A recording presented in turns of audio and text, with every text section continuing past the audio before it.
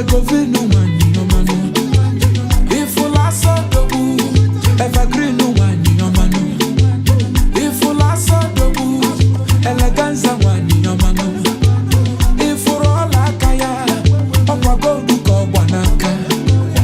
Nekana sodobu, akwete wani yomano.